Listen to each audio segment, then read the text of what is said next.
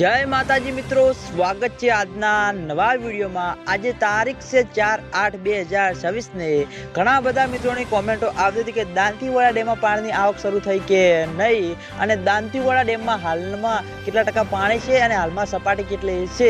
તો આજે આપણે બનાસકાંઠા જિલ્લાના જીવાદોરી સમાંકળતા દાંતીવાડા ડેમ ઉપર એક નજર કરીએ તો હાલમાં દાંતીવાડા ડેમની સપાટી 570 ફૂટે છે અને દાંતીવાડા ડેમની ભયાનક સપાટી 604 ફૂટ છે।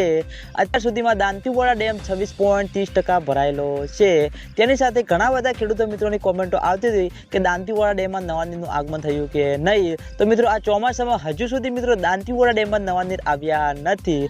અત્યાર સુધીમાં મિત્રો દાંતીવાડા ડેમ 26.30% ભરાયેલો છે।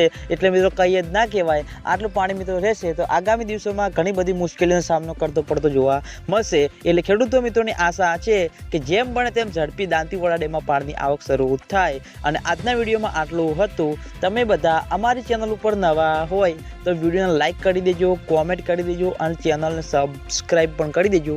તો મિત્રો જય માતાજી।